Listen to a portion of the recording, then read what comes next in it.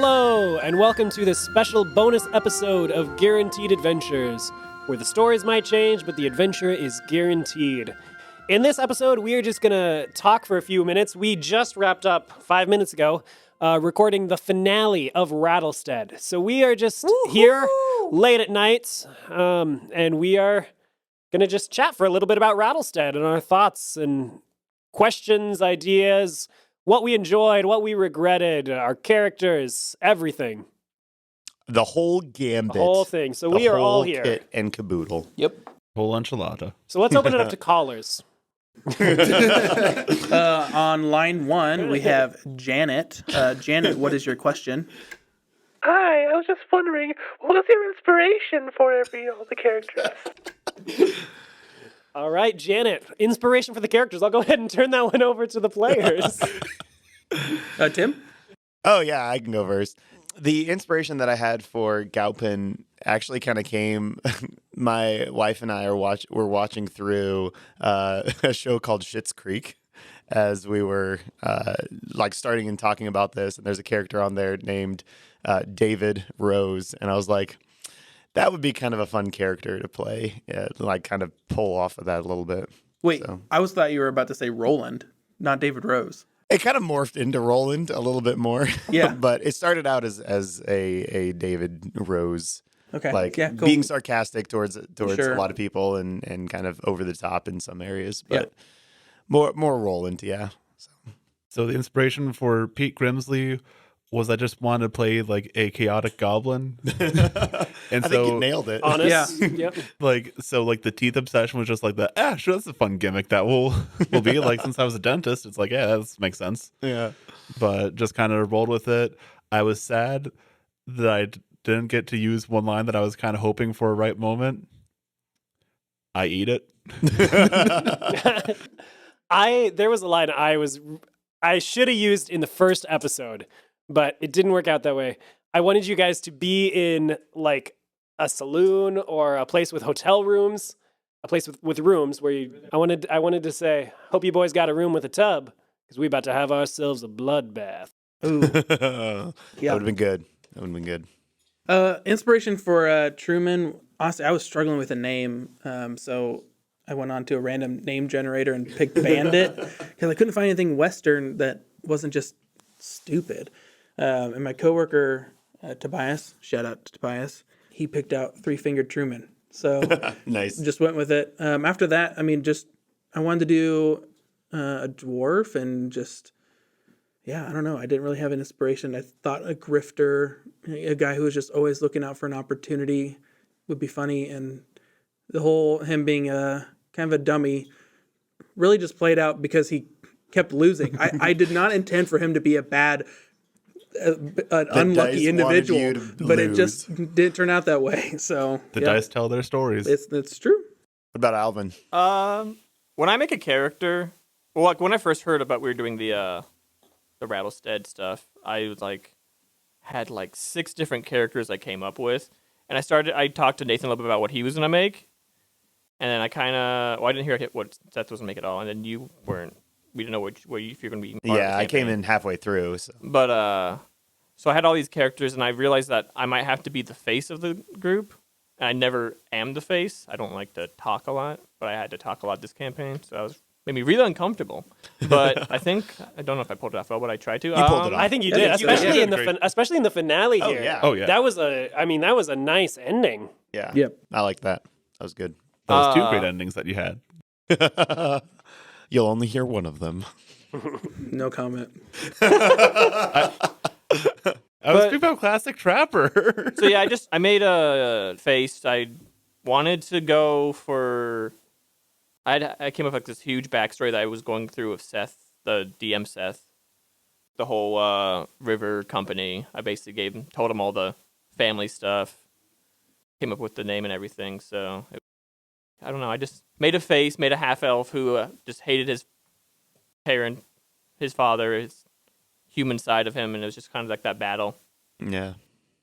Kyle also created half of the NPCs in the game. Nice. Because, the Rivers family, so both Charleston and Clayton and a couple other siblings that never made it on screen, And the white Karhu was originally one of his options for a character. Nice. I was gonna make a Viking because in our little chat we were all like, oh, we're all going to speak in Western accents. Like, I want to be funny now, and I want to make a Swedish Viking in the West.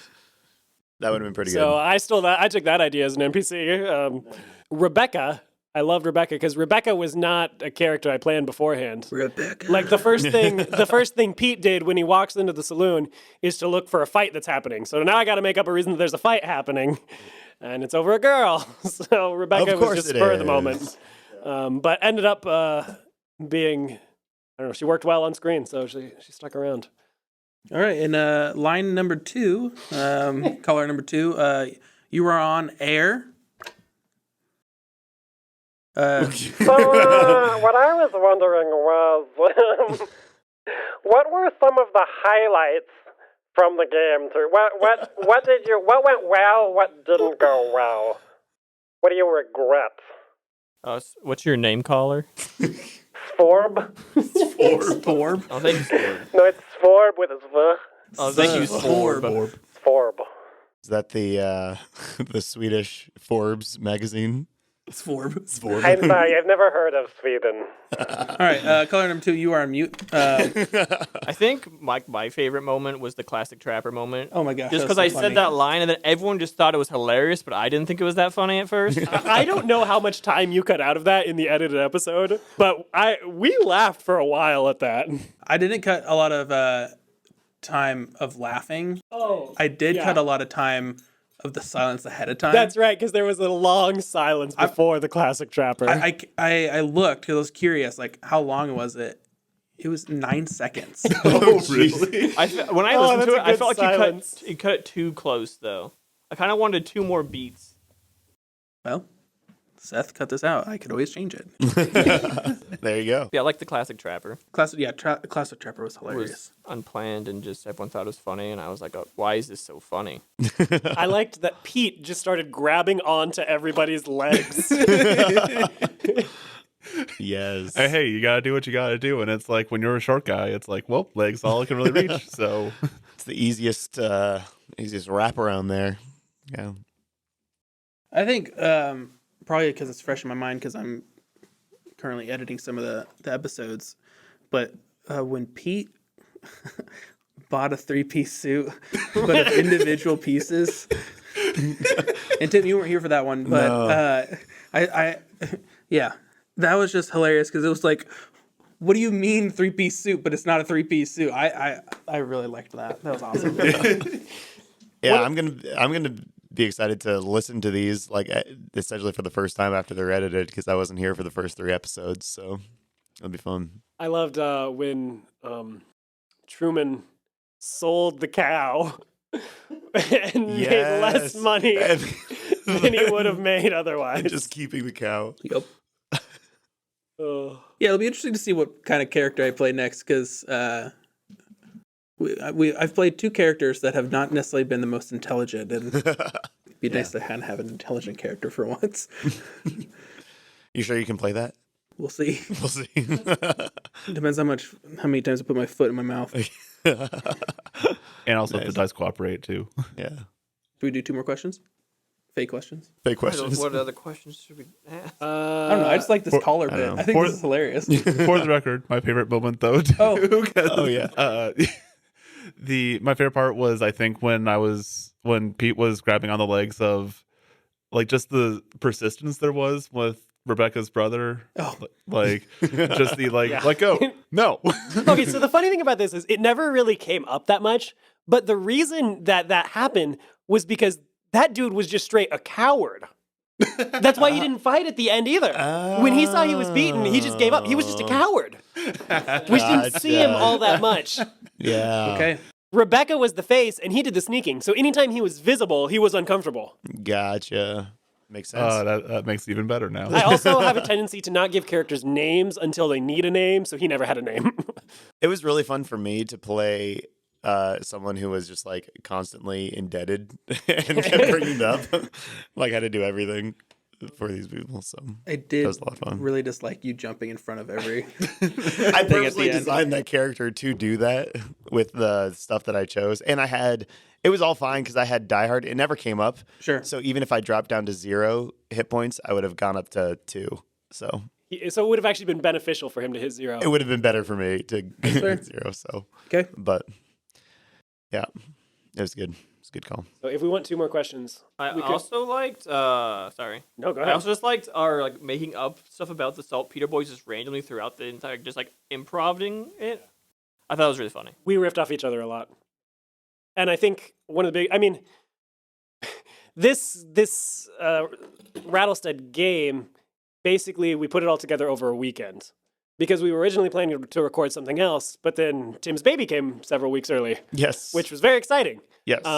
We still decided to get together and record, so we threw something together over a weekend, basically. Yeah, it was less than a week. So my notes, I mean, I basically made a word chart of words that I wanted to include, like tribe of elves, irate dragon, dwarven prospectors, goblin desperados. Yes. And then Kyle made a bunch of NPCs, so my story was halfway done. Yep. Oh, that was Nailed probably it. another one of my favorite parts was the Goblin Desperados with me and Pete. Yeah, as soon as you taking said over there's that whole Goblin group. Desperados, I was like, I am making this my army. I'm making it a This goal is to take mine. over. I knew it was very likely you would try to take over the goblin desperado, so I wasn't surprised by that. Although I will say I was surprised that you did it by dropping a rhinoceros. Yep. Yeah, I used all of my combat spells or combat scrolls before any actual Hey, combat. that balloon spell did come in quite handy. Yes. though. Which what we did there was Gaupin was looking for you were looking for scrolls basically, weren't you? Yeah, that's the reason were I was trapped in the in the mine. caves. Oh yeah, we never found out why you were in the cave. Yeah, oh, yeah. So I was in the caves looking for those scrolls, and it was 100% my fault that the cave-in happened. No, it wasn't your fault. Oh, it wasn't my fault? You might have Oh, believed okay. it was your fault, but no, it was Rebecca's brother. He caused the cave in because he was trying to Gotcha. steal Destrite. Oh, yes. But then Pete largely foiled his attempt to steal Destrite. Nice. There was one scroll that I didn't get to, and that was the scroll of Snail Knight. What does that do? So I ripped that one straight out of Knave, which is a fun little game. Basically, what that would do is when you cast it, nothing immediately would happen. And then about 10 minutes later, a knight would ride up on a giant snail and wouldn't really be that useful in a fight, but would be able to, I think the spell description says, can answer questions about chivalry and that sort of thing. Oh, perfect. That would have been awesome. Color number 3, we have Jake on the line. Jake, what is your question? Yeah, it's Jake here. I really want to know how you guys like using the tiny dungeon system. That's like I'm thinking about doing that too. So that's my question. Thanks, Jake. We learned our lesson. We will be putting you on mute. Thank you. Also, Jake, what are you wearing? Jake, you are off mute. Yeah, I'm wearing Khakis. and a red polo. Nice. Jake, don't tell me where you work. I can assume. We'll get shut down. We're not sponsored. Yeah, not sponsored Hashtag. by that insurance company. Yeah, I mean, honestly, I loved Tiny Dungeon. I think it honestly, like, so I'm a huge D&D fan. I played one other system, but Tiny Dungeon just was so simple. And I love it because I've been talking to some of my friends who are pretty resistant to even trying this type of thing, and explaining to them is it doesn't have to be as complicated as Yeah. shows make it seem. It doesn't have to be as big as a lot of the other podcasts or YouTube shows make it. It can be as simple as just having 3 dice, seeing what you succeed in, if you have Right. advantage or disadvantage. And Yeah. you can do anything. And so I just love the simplicity of it and how you can still tell a good story with complexity. Right. Yeah. I really like it too because it's like you said, just the simplicity of it. Like even character creation is super easy and simple in here. I think it worked well for this medium too, because as a player, you can roll and see if you succeed or fail. So we don't have to do a bunch of math and that sort of thing on the air. And it works perfectly well without a battle mat or anything. So you don't have to have this was all theater of the mind for us. So we just, And there's a lot of different settings that you can use Tiny Dungeon. And so we will probably be using Tiny Dungeon again, but not necessarily just the blanket form of Tiny Dungeon, but some other versions. yeah, good game. I was impressed with it. Yeah, like there was there's been an idea I've had for a campaign I've wanted to do, but it just feels like too weird to do it in like D&D or some of the other systems that I've had. But like once we start messing with Tiny Dungeon, I thought like, oh, this is perfect. Like this is what I was missing to get this actually like the ground running. Nice. What's your idea? You want me to say now, or do you want it to be a spoiler for later? It's not a spoiler. They don't know it's coming. I mean, Well, yeah. it could be just a tease. No promises of when it's coming out, but Yeah. you know. Oh, I think I hear the phone now. Oh, yes. Caller number 4. Hello, this is Forb. Florba, So I need some money. do we want to take this or? Caller number 5. Oh, hey. Caller number. Got hijacked there. Caller number 5. We have Sammy on the line. Sammy. Hi, my name's Sammy. I was wondering what you're gonna be doing next. I really like the story, but I want to know what's next. Well, Sammy, as guaranteed adventures, the stories might change, but the adventure is guaranteed. So you can be confident that our next story will be filled with adventure. And we want to have some fun and not have the same person run the game every time. So for our next story, I will not be your GM. That honor will go to Tim. It'll be me. I'll be running the next campaign. We're going to be doing it in the D&D 5e system and set in the Humblewood setting. And that is all I'm going to say about that. So if you've been wanting to get more information about the Humblewood stuff, you'll actually have a real playthrough coming up whenever it's going to drop. So the idea that I had been thinking around was like there's a world, so like there's your normal fantasy worlds where it's like, oh, like the wizards have their book magic, these like sorcerers have innate magic, the clerics and the paladins all have their patrons and etc. Mm-hmm. Well, there was one day where all the magic just like cut out, like wizard spells, like spell books just did nothing.